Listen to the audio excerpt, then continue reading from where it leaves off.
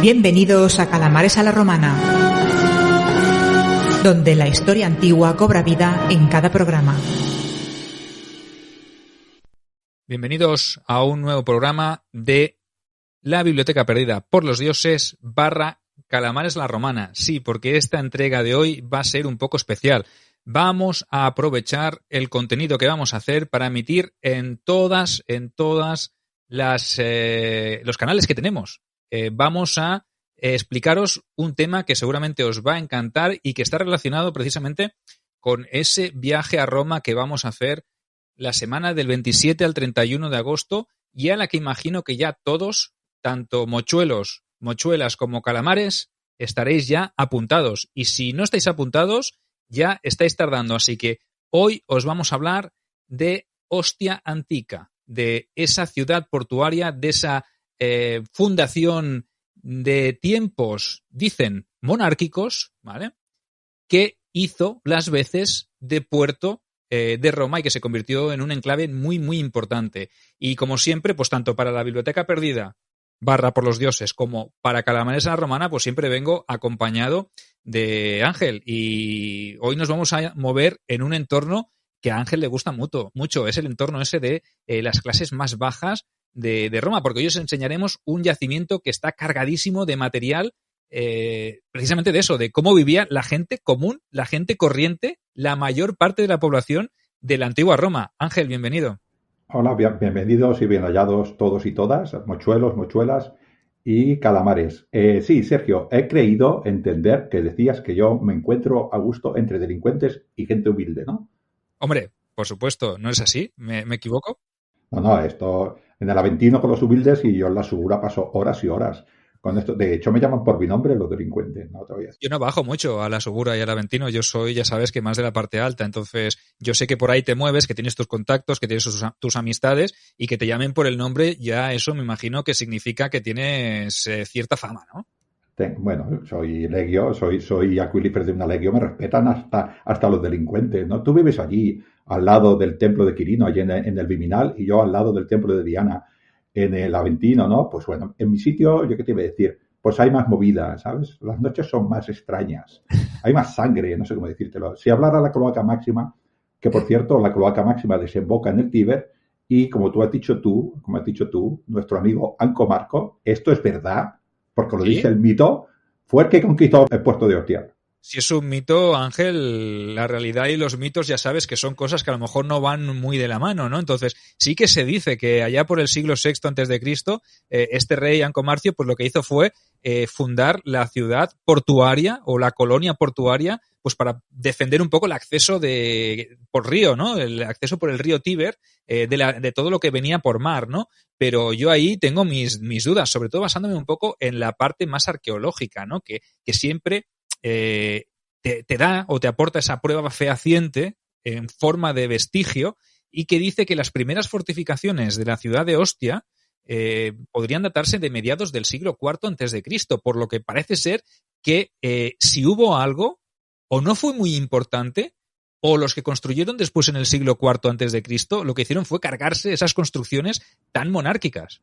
Bueno, tú lo que pasa es que eres un hombre impío y no crees al mito, te crees a la arqueología, ya ves tú, ¿dónde vamos? Es que así no se pueden hacer programas, Sergio, creyéndose a la arqueología. Es cierto, es lo que nos dice el mito, pero a mí me mola mucho más el mito que la cruda realidad. Es posible que Roma, ya sabemos que los escritores antiguos pues quieren una Roma más grande de lo que era cuando lo fue grande, que luego fue grande Roma, ¿no?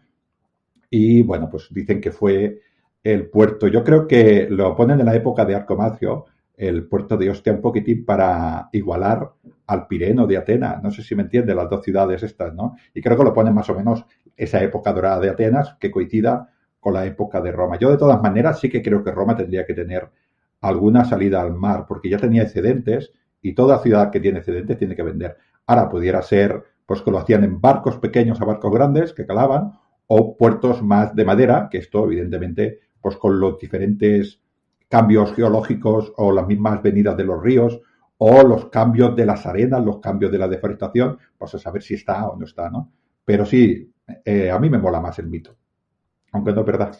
Bueno, oye, Cada uno con sus gustos, cada cual con sus gustos. No vamos a juzgar a nadie. Ya sabes que también va bien tener opiniones diversificadas y que cada uno pues pueda defender su postura desde el respeto, como hacemos siempre nosotros, y oye, a cada cual lo que le guste más. De todas maneras, os traemos hoy este tema. Os queremos hablar de la ciudad de Ostia Antica, independientemente si fue fundada en tiempos monárquicos o ya entrada la República, precisamente porque va a ser el primer punto de visita que vamos a hacer en ese viaje que vamos a hacer a Roma en agosto. Mucha gente cuando va a Roma se piensa que Roma es la ciudad eterna, pero es que a 35 kilómetros solo, incluso un poquito menos de la capital, está esta gran ciudad que destaca por ser una zona un poco dejada así, como que las agencias de viajes no lo vinculan a ningún sitio, como que queda un poco olvidada, que tienes que indagar en internet o tienes que buscar en blogs para que alguien te diga lo maravillosa que es, y en el fondo es una perla, porque es una perla de ciudad, es un yacimiento arqueológico brutal que tiene dos partes, dos yacimientos arqueológicos, uno que es la zona portuaria y otro que es la zona de la ciudad, de la colonia en sí, ¿no? Y allí hay una cantidad de estructuras, de construcciones, de monumentos que os la queríamos explicar para también poneros los dientes un poquito largos y que os vinierais con nosotros a Roma y supierais que si venís vamos a hacer escala, la primera escala que vamos a hacer, la primera visita arqueológica que vamos a hacer va a ser esta ciudad, porque está bastante cerca del aeropuerto de Fiumicino, que precisamente es donde aterrizaremos, ¿no? Entonces, tan pronto como aterricemos y cojamos el material y el bagaje, lo que haremos sería ir en autobús hasta la ciudad de Ostia Antica. Y por eso os queremos hablar hoy un poquito de la historia de esta ciudad, que es una ciudad muy, muy importante. Una ciudad con mucho recorrido, con mucha historia y sobre todo con una cantidad impresionante de vestigios que están muy, muy bien conservados, hasta el punto de que muchos de los arqueólogos la comparan con la propia Pompeya, en el sentido de que los vestigios están muy, muy bien conservados y se pueden ver muchísimos restos, sobre todo de esas insulae, de esas casas, de esos bloques de pisos que hasta en ocasiones podían llegar incluso a 5 plantas. Y aquí se ve mucho ese tema. Pero bueno, vamos a ir un poco al principio, ¿no, Ángel? Vamos a empezar por la función, por qué se creó esta Ostia, ya sea en tiempos monárquicos o en tiempos más republicanos. Pero sí que es verdad que respondía a una necesidad, ¿no? A como tú bien has dicho, ¿no? A una necesidad de que Roma, la ciudad eterna, tuviera una salida al mar, porque tanto producía excedente como recibía mercadería o mercancías de fuera. Entonces, esa mercancía que llegaba se tenía que llevar de alguna manera a Roma, o se tenía que transportar de Roma al mar o a la costa para que fuera llevada a los diferentes puntos de comercio, ¿no? Entonces, ahí es donde radica un poco la necesidad. Sí, aparte de la cantidad de ingente de legiones que salieron de allí a conquistar nuevas tierras. Yo creo que es una infraestructura imprescindible, ¿no? Hace poco hicimos un programa que hablaba de Craso, ¿no? Y en ese año 70 antes de Cristo, en el que Pompeyo y Craso, que se querían tanto, fueron cónsules, hicieron un censo en la población de Roma. Pues había 910.000 bocas que alimentar, ¿no? Probablemente más, porque el censo solamente contaría a esos pobladores que tenían derechos, ¿no? Con lo cual, ¿de dónde salían esas cantidades ingentes de grano, por ejemplo, ¿no? Evidentemente el Lacio es una tierra muy rica, Sicilia es una tierra rica, la Campania es una tierra rica, ¿no? Pero no habría suficiente.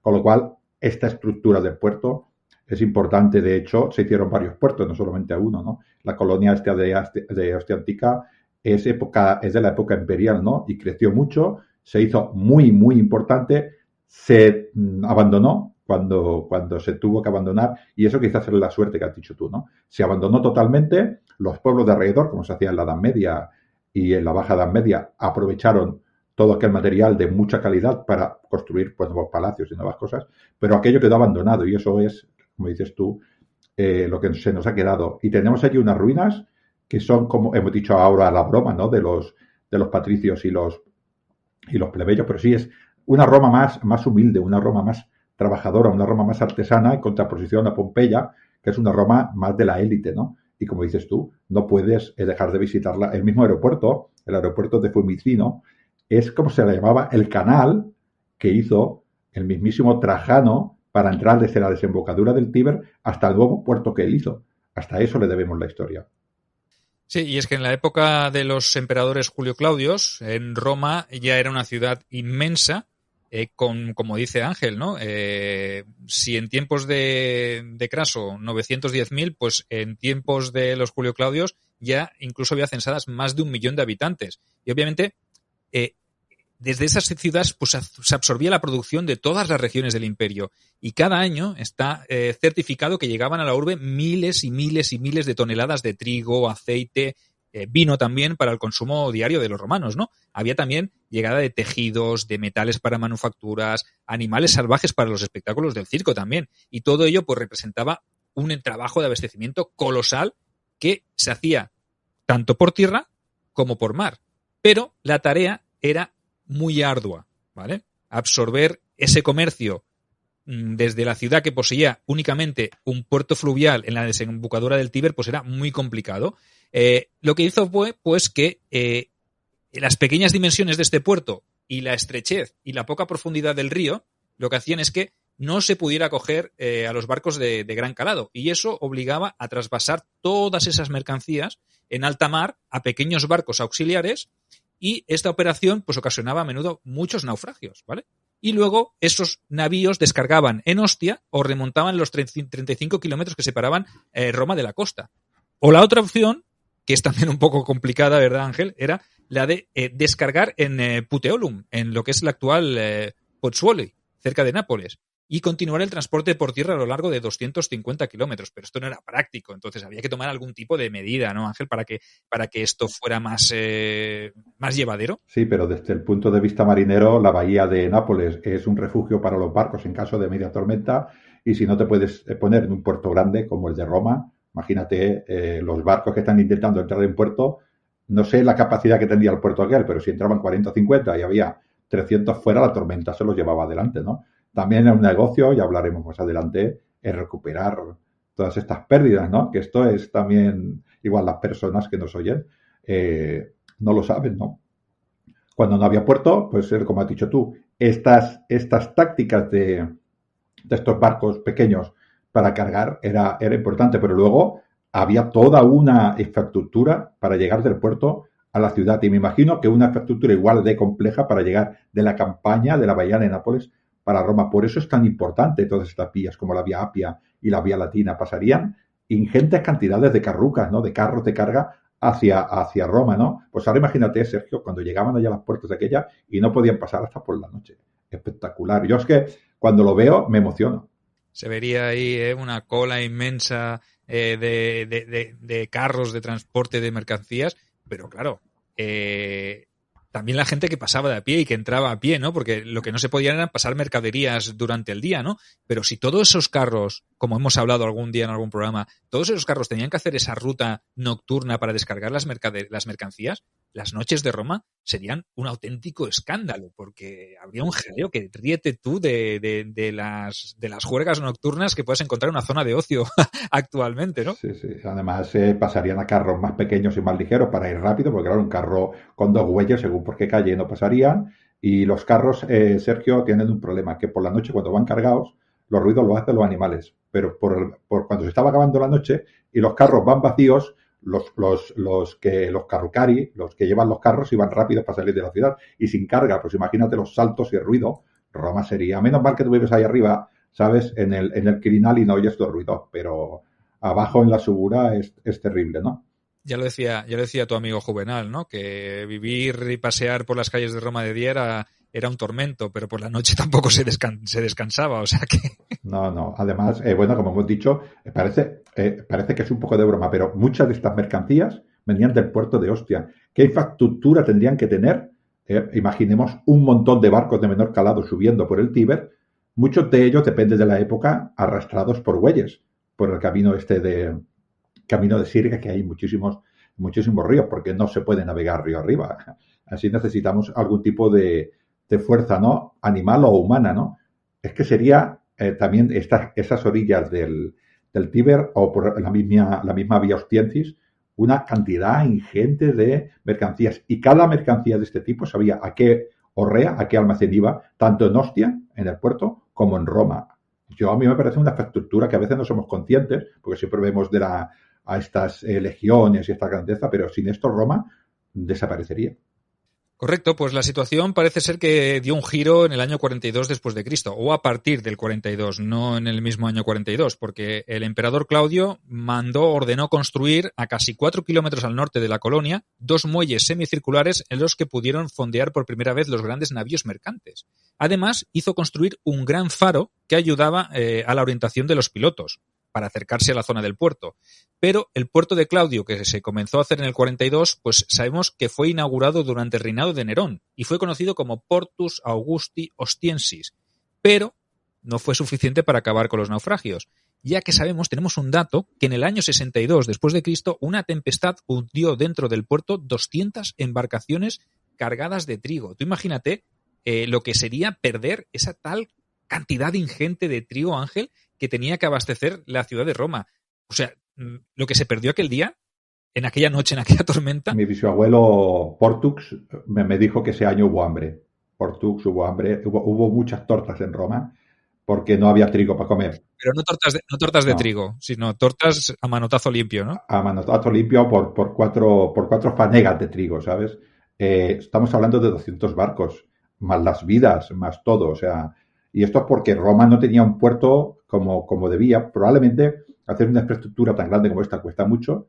Estaba fuera de Roma, tampoco, ¿sabes a qué me refiero? Tampoco molaba mucho, no era la columna de Trajano, sino estabas afuera, ¿no? Es verdad, al final tú, ¿por qué haces un edificio? Porque mola, si lo haces a 35 kilómetros, ¿quién lo ve? No lo ve nadie, ¿no?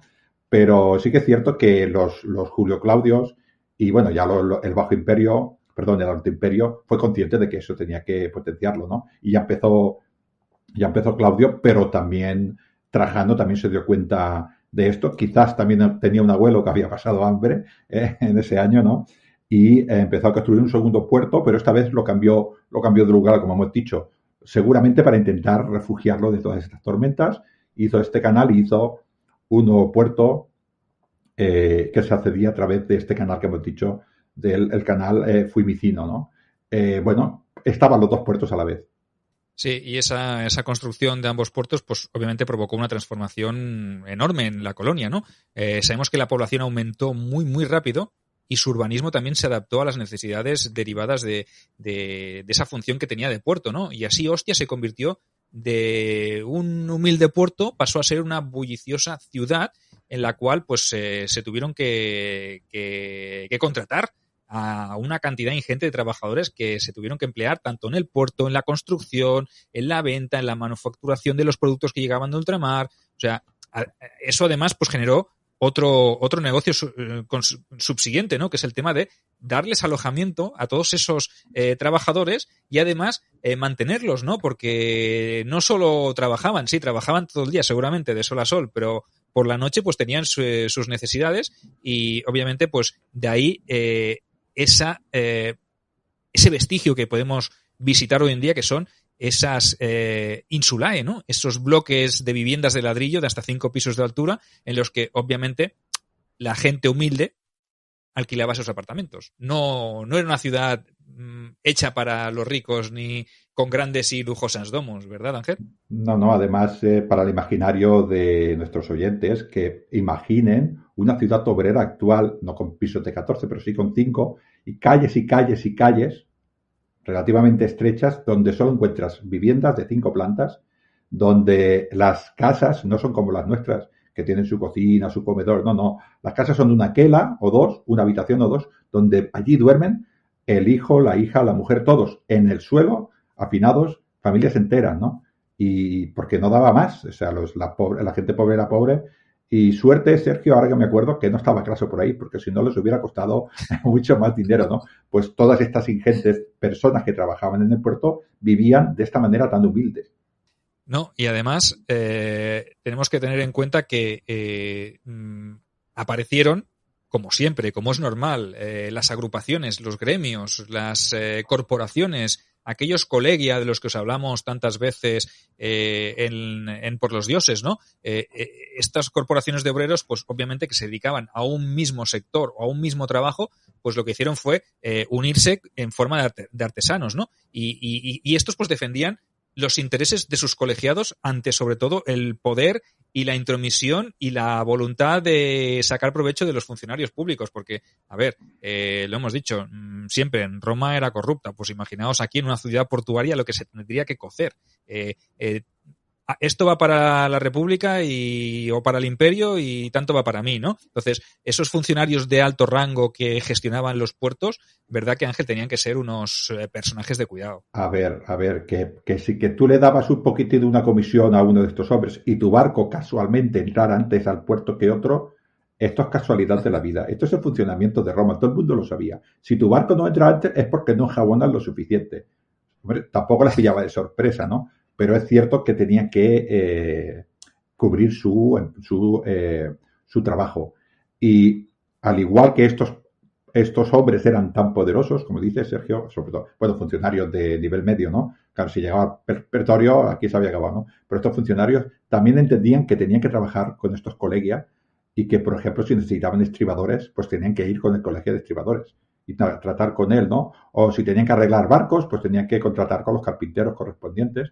Y esos colegios eran muy importantes, ¿no? Pero vemos que sale el puerto por necesidad y automáticamente Roma se organiza, como siempre, en estos colegios, infinidad de colegios grandes. Yo sé que hay en Ostia Antica está el colegio, porque hice el Lignum, ¿no? Donde lo estudié, está el colegio de los Carrucari, que eran los que se encargaban del transporte de mercancías. Este colegio, ¿cuántos carros tendría que fueran entre Roma y Ostia? Sería una cantidad enorme, ¿no? Aquí tenemos, en este guión que has hecho tan bueno, Sergio, que nos dice que los carpinteros eran, solo los carpinteros, 350 personas.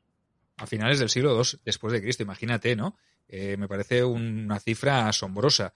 No sé, imagino que habría trabajo para todos, por si había 350, quiere decir que había una demanda muy alta y una demanda muy elevada, ¿no? Porque esos barcos que llegaban, pues también tendrían que ser reparados, tendrían que crearse, reparar también las instalaciones de los diques, de los puertos, las naves pequeñas, los propios carros también, ¿no? Que también tendrían que ser reparados. Imagínate, 350 miembros del colegio de carpinteros. O sea, eso es una cantidad abismal, ¿no? Es que es enorme. O sea, estos son los que se dedican a arreglar barcos y arreglar, pero para descargar, para transportar. Luego, esta vida también cotidiana que yo es que porque me gusta mucho, por eso siempre soy humilde, siempre la veo así. No estamos hablando de todas estas asociaciones, de personas que se conocen porque trabajan muchísimas horas juntos, con sus hijos que se conocen, que juegan también juntos. Mientras trabajan, enseñan a sus hijos, a sus yernos, a sus primos, a gente allegada a ellos, ¿no? Que conviven juntos, comen juntos, disfrutan juntos, rezan juntos. Esta es la vida que se vivía en Ostia, ¿no? Cada uno con su oficio, ¿no? A mí ver esta comunidad, esta manera de organizarse, ¿no? Estas tabernae, creo que había una cantidad ingente de tabernae, de tiendas, ¿no? Imaginemos todas esas tiendas con esa cantidad de almacenes, ¿no? Es una visión del mundo romano que quizás no se tiene, ¿no? Estamos hablando de gente, lo que ahora llamaríamos clase trabajadora, ¿no? Y artesana. Correcto, sabemos que cada uno de estos grupos desarrollaba su actividad en un área propia, en la que obviamente se situaban las instalaciones industriales donde llevaban a cabo su trabajo, los almacenes donde almacenaban todo su producto, más todas sus herramientas, etcétera, etcétera, oficinas también, puntos de venta, y también se organizaban las viviendas, los comedores comunales, o incluso también, como formaba parte de la vida cotidiana de todo romano, los propios centros de culto, templos, altares, etcétera, etcétera. Es que hay que ver todo esto pues como la extrapolación de la vida romana a una vida portuaria y a una vida gremial, ¿no? Y estos gremios, estos colegia, eran similares a como eran en la propia Roma, ¿no? O sea, que no eran más que copias. Muchos de estos ciudadanos de Ostia, de estos artesanos de Ostia, a lo mejor habían venido de la propia Roma para encontrar trabajo por la alta demanda de la construcción de esos puertos, tanto de tiempos de Claudio Nerón como los de tiempo de Trajano, ¿no? Eso incrementaría mucho la necesidad. Entonces, obviamente habría una demanda y la gente vería su oportunidad. En una ciudad como Roma, que a lo mejor estaba abarrotada y atestada de carpinteros, pues todos los que pudieron y vieron la oportunidad de llenarse un poquito de la bolsa, pues a lo mejor decidieron irse hacia Ostia porque tendrían su oportunidad allí. Entonces, hay que ver todo como un compendio de vida, como dice Ángel. El sueño ostiensis, ¿no? El sueño ostiensis, ¿no? Sí, además, como dices tú, no se entiende Roma sin la religión, ¿no? Y estos colegios tenían sus sedes, las escolae, ¿no? En las cuales pues ellos tenían sus oficinas, tenían sus asuntos administrativos de quién pagaba, ¿no? Estaban los cuestores, las cuotas, quién entraba en el gremio, quién no entraba en el gremio, bueno, cuáles eran las maneras de entrar, y además se desarrollaban, como dices tú, sus reuniones periódicas. Ya hablamos que estaban muy regladas estas reuniones periódicas. Mucha gente reunida siempre habla mal del emperador y esto lo miraban mucho. Y también se celebraban sus ceremonias religiosas porque para Roma lo era un todo. Así que yo me imagino cada vez que salía el sol una cantidad incontable de barcos descargando en los puertos o descargando en pequeñas barcas porque tenían que irse de allí de alguna manera si no habían enjabonado mucho a un funcionario público que les dejara atracar, y todas estas cosas iban al puerto, a los muelles, y a partir de ahí toda una organización para que cada mercancía alcanzara su objetivo. Incluso me imagino, Sergio, también a muchas personas intentando elegir un barco para llevarse a su próximo destino, porque no había líneas regulares. Así que cuando un barco, por ejemplo, descargaba y decía yo ahora voy a Alejandría, pues alguna persona te puede pagar un billetito. Así que ahí también habría muchísimos viajeros esperando su oportunidad. Y otro tema que me llama muchísimo la atención y que es fascinante también es el tema de los hórrea, de esos almacenes enormes que se construyeron a partir del siglo II, sobre todo empezaron a proliferar, se construyeron nuevas edificaciones y estos hórrea no eran más que grandes almacenes, no como hoy. Los grandes almacenes de hoy son sitios para ir a comprar, no. Cuando decimos grandes almacenes decimos superficies para almacenar producto, ¿vale? Estamos hablando de conjunto de almacenes de planta rectangular que estaban dispuestos en torno a lo que sería un patio porticado con paredes muy gruesas, reforzadas, ¿vale? Y con los suelos levantados también sobre pilares de ladrillo y allí de esa manera se podía garantizar la conservación de los productos almacenados. Y obviamente, pues, Ángel, cuando hay hórrea, pues tiene que haber gente que controle esos hórrea, ¿no? Y normalmente los que suelen ser designados también por el propio Estado para que haya un control absoluto sobre uno de los bienes más preciados, sobre todo el trigo, ¿no? Yo creo que ahí no habría tanta corrupción. No digo que no hubiera, porque estamos hablando de la vivencia de la misma Roma. El trigo era lo que le daba a Roma la supervivencia. Muchos de estos almacenes estarían dentro del marco de las leyes frumentari y de la anona. No te diría todo porque también habría trigo libre, ¿no? Pero la anona era la renta básica del ciudadano romano y era imprescindible, ¿no? Y si tuvieron que hacer estos almacenes, Sergio, es porque esto era necesario. Estamos hablando de un polígono industrial que nosotros salvaríamos, pero todo almacenes de trigo estaría defendido, estoy segurísimo, por las milicias. O sea, porque era un bien muy, muy preciado, ¿no? Y allí trabajaban, aparte de los vigilantes, unos nombres muy bonitos que se llaman los sacari, los que llevaban sacos. Tampoco es tan complicado, ¿no? ¿Cuántos sacos de trigo se moverían de un lado hacia el otro, ¿no? Es increíble, ¿no? Y luego eso que dices tú, elevando estos almacenes para evitar la humedad, porque el trigo, bueno, el grano en general de cualquier cereal, si le llega humedad, florece o fermenta, ¿no? En este caso, intentaban tenerlo todo seco. Esto quiere decir que el puerto iba todavía, aparte cuando lo hicieron Claudio, bueno, puerto, esa zona, ¿no? De Roma, la zona de la entrada de este puerto y el puerto también y Ostia Antica crecía todavía, después de haberlo hecho Trajano, crecía con los emperadores posteriores, o sea, que era una ciudad que todavía seguía emergente años después, ¿no? Estamos hablando de dos emperadores después. Correcto, y si te parece, pues hablamos de esos personajes que has dicho tú antes, que me parece bastante interesante. Luego hablamos de la nona y de los custodios de esta nona, ¿no? Que también es muy importante porque si lo era en Roma, imagínate si no lo era aquí, porque Roma dependía seguramente de todo lo que llegaba de aquí, ¿no? Pero antes quería hacer un inciso, que antes hemos hablado de esos personajes que tenían una tarea un poco, no sé si oportuna, o también un poco sucia, porque su nombre en sí ya, ¿no? Urinari, urinatores, que son esos buceadores, y buceadores en la antigua Roma. Pues sí, señores, había buceadores, gente que se dedicaba a recuperar los cargamentos que se hundían en los puertos, esos cargamentos que decíamos que eran valiosos, porque obviamente el trigo no lo vas a recuperar del fondo del mar porque no tiene ninguna validez, ni funciona, ni te lo puedes comer luego, pero sí que había cargamentos más interesantes y más importantes que si se hundían, pues oye, siempre podías contar con estos expertos en el rescate de cargamentos sumergidos y que además se dedicaban también a la limpieza de pozos, cisternas y alcantarillas, que era de ahí donde venía su nombre de urinario o urinatore, ¿no? De los urinarios. Sí, por eso digo que a veces hay que explicar todas estas visiones, ¿no? Estamos hablando de que existían unos profesionales en el puerto de Roma que cuando se hundía tu barco, depende de la carga que tuviera, tú los podías contratar para rescatarla. Como dices tú, el trigo, si se hunde, ya no se rescata, ¿no?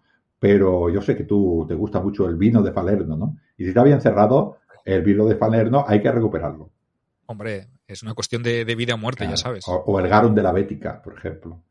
También. Pues estas cosas, como estaban bien cerradas en sus ánforas, se recuperaban. Oro, plata, cargamentos imagínate, seda, imagínate algún cofre venido de Persia, ¿no? Quiero decir, pues estos hombres eran los encargados de hacerlo. O sea, un cuerpo de submarinismo encargado que tú podías contratar para pescar, que también pescaban a pulmón libre, claro, como es lógico, pero también rescataban estas cosas, ¿no? A mí me parece, cuanto más conoces Roma, Sergio, más increíble me parece. Correcto. Profesiones para todos los tipos. ¿Y aún pensáis vosotros que los romanos no inventaron muchas cosas?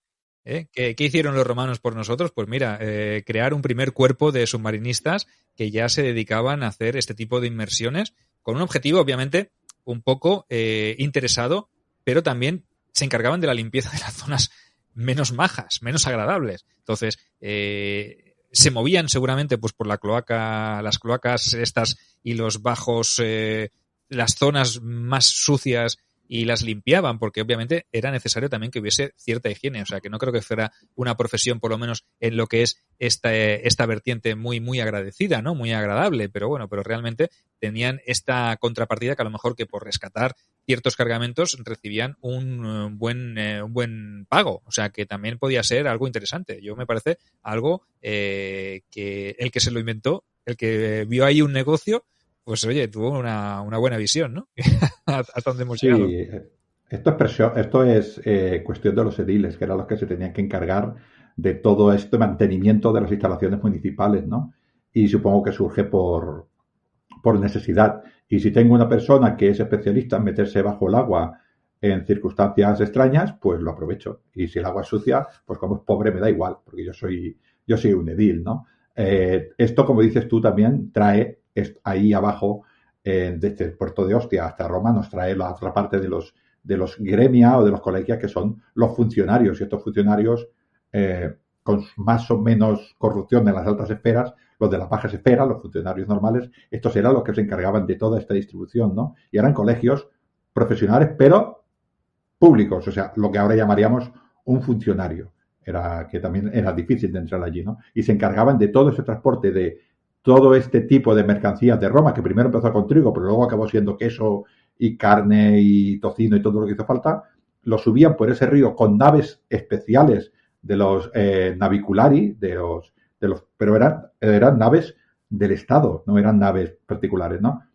Y las llevaban hasta el puerto de Ampuriae, que era el puerto fluvial de Roma, para que nos entendamos, y allí también había enormes almacenes donde iban guardando ese grano que también estaba vigilado. La anona se repartía en un lado del foro y, bueno, pues allí se encargaban el prefecto de la anona y muchísimos funcionarios. Pues todo esto, cuando llegaba a Roma, era todo ya controlado desde abajo, con una cantidad ingente de funcionarios. Y tengamos en cuenta que todas estas personas pagaban impuestos, con lo cual también estaban allí los ediles y los cuestores controlando la situación con sus hombres.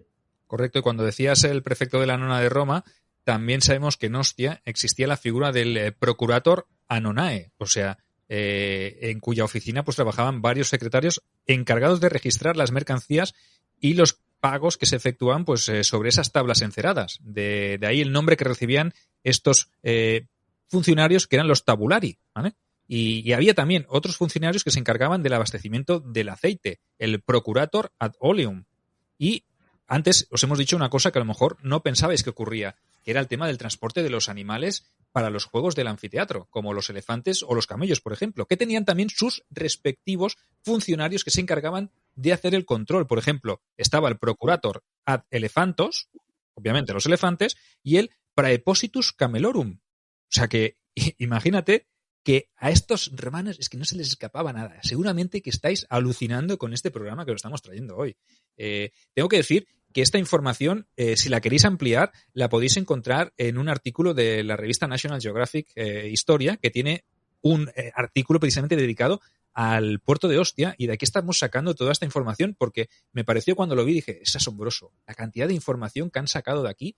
Y obviamente nosotros ponemos pues nuestra pincelada, añadimos nuestra información, pero ese artículo es muy interesante. Ahora no os puedo decir qué número de la National Geographic es, pero si buscáis Puerto de Ostia o Ciudad de Ostia, Antica y National Geographic, encontraréis un artículo donde viene todo esto muy, muy detallado, por si lo queréis conservar, porque me parece también una cosa muy interesante. Y así veis las imágenes que hay, porque también hay imágenes con fotografías del yacimiento y veréis lo que podremos ver en agosto, que diréis, ostras, ¿pero dónde ha salido esto? ¿Dónde está esta joya? Esta es una joya impresionante que el primer día veremos antes de ir a Roma, y luego veremos todo lo que hay más en Roma, ¿no? Pero imaginaos toda la información que se saca de aquí, pues todos los funcionarios que trabajaban en el puerto, todo controladísimo al dedillo, hasta una persona específica para los elefantes y para los camellos, pero no uno que se encargaba de todo, sino uno para cada tipo y cada especie de animal. O sea, esto me parece asombroso. No vas a comparar un elefante con un camello. Esto ya lo sabían los romanos. Yo no sé mucho. Yo sé que son dos animales grandes que hay que cuidar.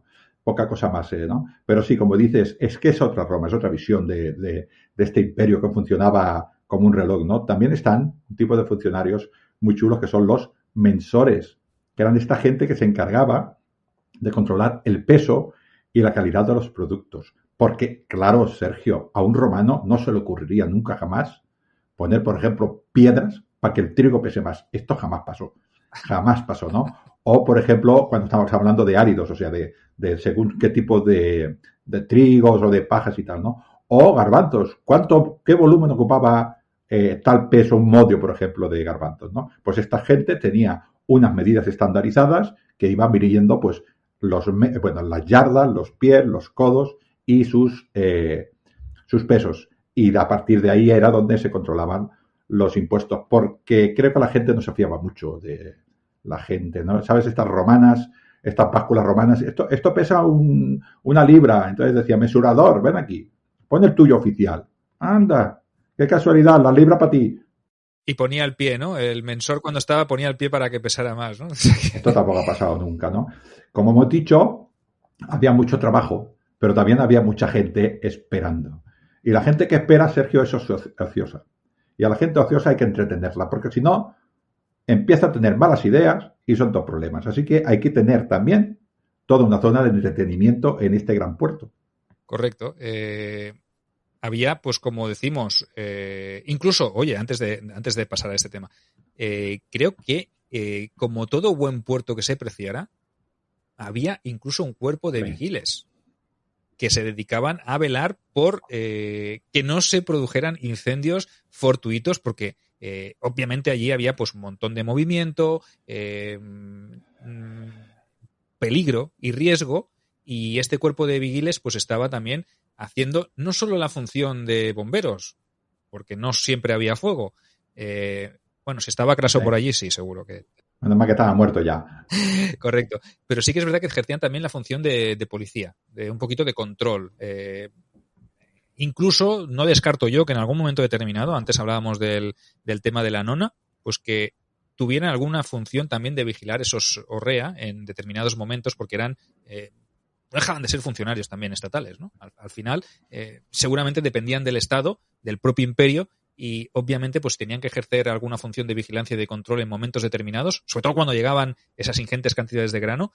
Eso era muy goloso, porque había que vigilarlo mucho. A lo mejor no nos damos cuenta o no entendemos desde la perspectiva actual la importancia que tenían estos complejos almacenes, porque era el oro. Es que el trigo era el oro para Roma. Entonces, de ahí la importancia, ¿no? Y que se tuviera que contratar a gente específica para que se encargara de la vigilancia, de todo. O sea, es un tema que a mí me parece o lo nombramos así, un poco por encima, como algo lógico y banal, pero realmente en ese momento era lo más preciado. En Ostia había gente que trabajaba mucho y se ganaba la vida como podía. Probablemente todo el trabajo de su vida era sencillamente para tener la supervivencia, pero la tenía y algún día pues podía tomarse algo en una cantina, ¿no? Pero estamos hablando que en Roma había 1 millón de personas, por decir algo, y cientos de miles vivían directamente de la nona. Perder eso para el emperador, para Roma, era tener unos problemas enormes. Además, cuando la gente se lo oliera y dijera, se acaban de quemar los almacenes de Ostia, no tenemos trigo para los próximos 6 meses, el estado de ánimo, el estado de peligro, la tensión que viviría la ciudad sería enorme. Y para eso estaban todas estas medidas. Correcto. Y volviendo al tema del ocio, pues obviamente los ciudadanos o los habitantes en este caso, no todos eran ciudadanos, los ostienses, para llamarlos de alguna manera que se entienda, vemos que podían disfrutar de espectáculos que se celebraban en un recinto muy, muy interesante, que también es visitable a día de hoy y que está bastante bien conservado, por lo que yo he podido ver por internet, que no lo he visto en persona, que eso lo veremos a partir de agosto, el día 27 de agosto lo veremos, que es ni más ni menos que un teatro. El teatro que Agripa, el famoso Agripa, el compañero de fatigas de Augusto, ¿cómo le podíamos llamar? El solucionador de los problemas de Augusto, por lo menos en el campo militar, había mandado construir a finales del siglo I a.C. y que sabemos que también el emperador Cómodo se encargó de reconstruir y ampliar hasta alcanzar un aforo ni más ni menos que de 4.000 espectadores. Está mal. Es probable, que dicen las fuentes, que también incluso hubiese allí luchas de gladiadores y cacerías de animales. O sea que era un teatro multifunción. Teatro / anfiteatro, ¿no? Lo utilizaban un poquito para todo. ¿Qué dices tú de, sabes que Juvenal, yo sé que es un tío que te gusta mucho, ¿no? Pero ¿qué dices tú de que Juvenal decía que, igual que en Roma, todo era sexo y diversión y borracheras, también lo era allí en Ostia Antica, ¿no? Dice, tiene una sátira que dice algo así como que, emperador, si vienes a buscar aquí al praefecto, te lo vas a encontrar en borracho en la cantina, entre esclavos y gente de mal vivir. Y aquí, como estamos todos con gente de mal vivir, es igual que seas un prefecto que seas un esclavo, da igual. Aquí todos nos emborrachamos y disfrutamos. Eso dice Juvenal. Yo creo que Juvenal está lo un poco marcado. Siempre se queja. Lo que pasa en Ostia se queda en Ostia, ¿no? Claro. Chivato.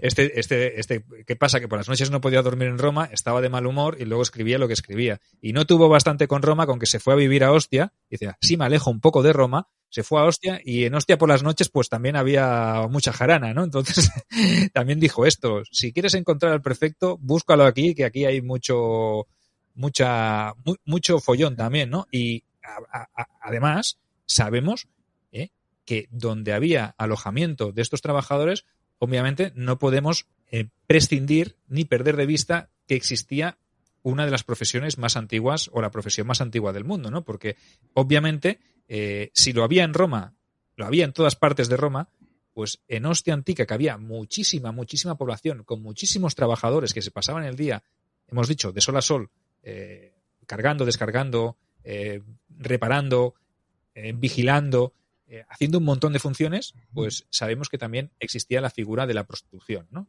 El trabajo, el oficio de la prostitución, aunque, según parece ser, no se ha encontrado ningún prostíbulo, ninguna casa tipo lupanar, como ha pasado en Pompeya, que hay vestigios e incluso frescos y están muy bien localizados, pero aquí no se encuentra ningún edificio que se pueda relacionar con lo que sería un lupanar, pero obviamente es imposible pensar que no se ejerciera la prostitución en una ciudad tan poblada, ¿verdad? Bueno, en las mansiones o en las cauponae, ¿no? Que eran, bueno, otro tipo de hostales, y este tipo de bares y este tipo de restaurantes, probablemente parte de estas personas que utilizaban como servicio de camareras, por decir algo, también harían estos servicios.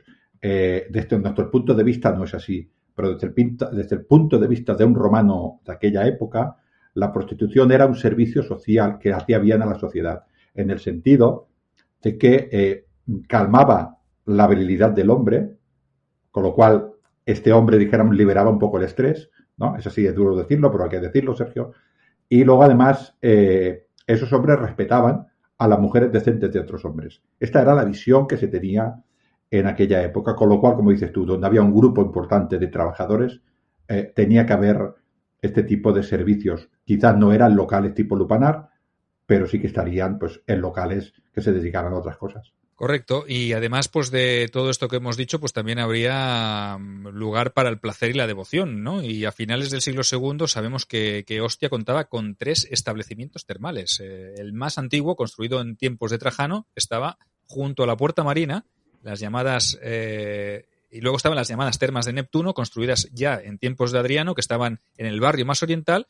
Y el complejo termal más novedoso y más suntuoso fue el que sufragó uno de los prefectos del pretorio de Antonino Pío, que se erigió en el centro de la ciudad, junto a lo que es el foro. Y todos ellos, pues, sabemos que se ofrecían por un módico precio, pues, tanto letrinas, saunas, gimnasios, las piscinas de agua caliente, templada y fría, o sea, todos los servicios que podían ofrecer las termas. O sea, que los ciudadanos de Ostia no estaban desamparados en cuanto a la parte de la higiene y el ocio, ¿no? Porque sabemos que las termas siempre fueron un lugar de encuentro social, un lugar, aparte de donde poderse limpiar y donde poderse lavar, pues tener también esa contribución social en la cual pues cerraban incluso negocios y que tenían acceso pues con 3 complejos termales. O sea, una ciudad como Ostia, que tuviera 3 complejos termales, nos está indicando ya que es una ciudad con mucha importancia, por lo menos en ese siglo II, durante esta dinastía Ulpio-Aelia, ¿no? Que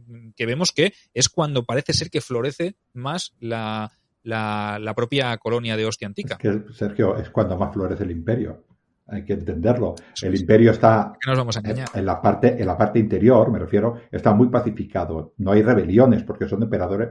A ver, Roma siempre tiene rebeliones, pero no importantes, ¿no? Con lo cual, la estabilidad da comercio, da movimiento de mercancías. Nadie tiene miedo a salir a comerciar porque Roma funciona pues bastante bien. Esto también nos dice que se hicieron diferentes termas, o sea que era una cosa que era necesaria. También nos dice, Sergio, que los emperadores tenían en cuenta la importancia de Ostia, y creo que las últimas lujosas ya nos dicen que algunos hombres importantes de Roma iban allí a cerrar negocios y evidentemente pues no iban a ir a las termas que costaba entrar 2 ases, iban a ir a las termas que costaba entrar pues igual 3 denarios, que yo como soy pobre no puedo, pero tú seguramente las conocerás. Correcto, es importante tener en cuenta la necesidad de los complejos termales, ¿no? En la vida cotidiana romana, ¿no? Hablamos también en su día que en momentos determinados, pues hombres como por ejemplo Agripa hizo que durante un tiempo los complejos termales y los baños públicos fueran gratuitos para toda la población.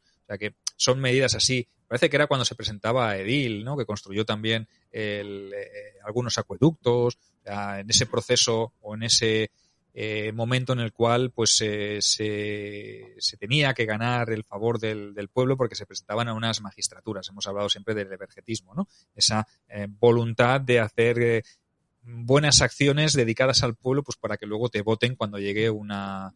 Aunque yo creo que a Agripa no hacía falta que lo votaran mucho, ¿no? Pero bueno.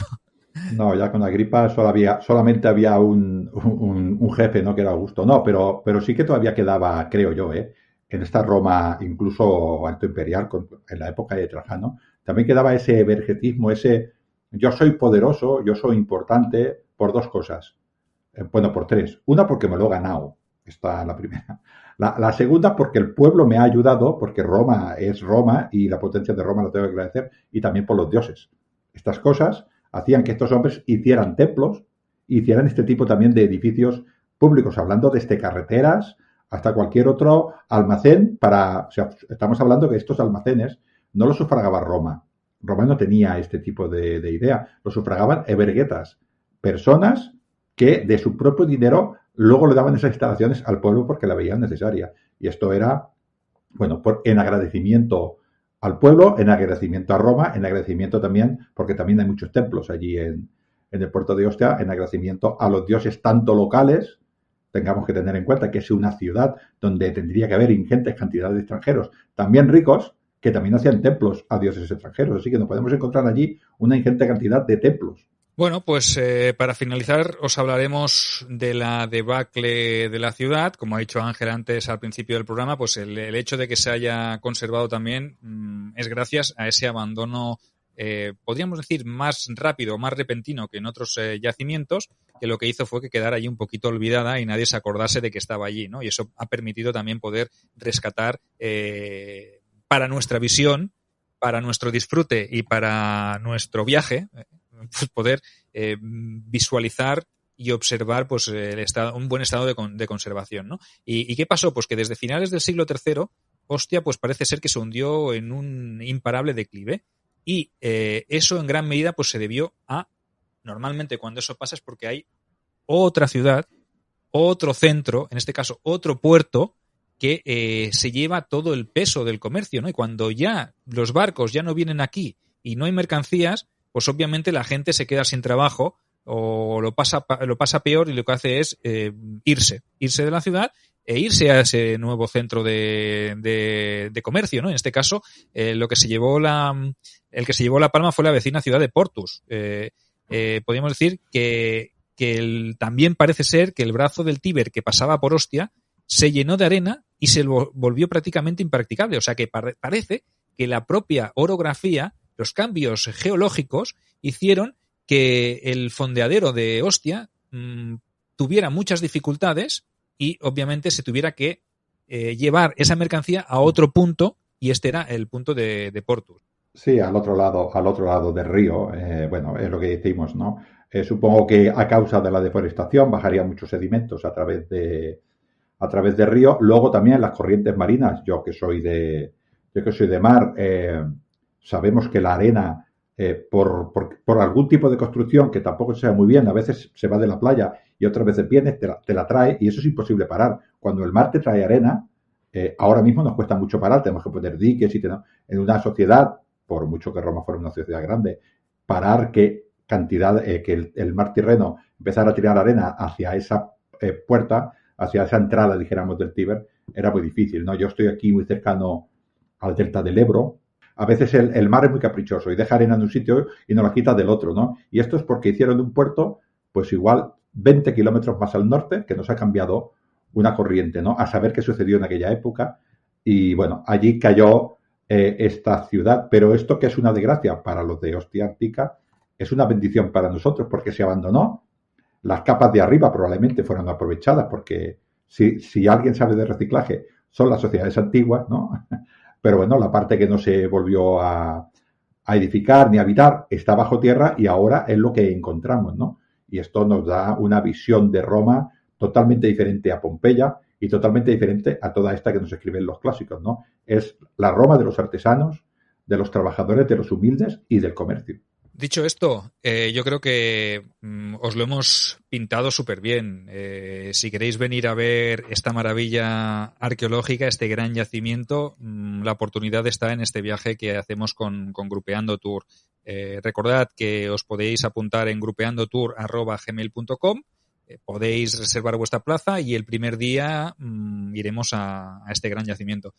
Nos quedarán 4 días más, pero ya os explicaremos en posteriores programas que haremos, y os explicaremos también la historia de esos monumentos y de esos yacimientos que visitaremos. Yo creo que por hoy, tanto para los mochuelos como para los calamares, ha quedado bastante claro qué es lo que nos podemos encontrar en Ostia y cuál es la historia de esta colonia llamada Ostia Antica, que floreció, y cuando la cosa cambió, pues evidentemente sucumbió.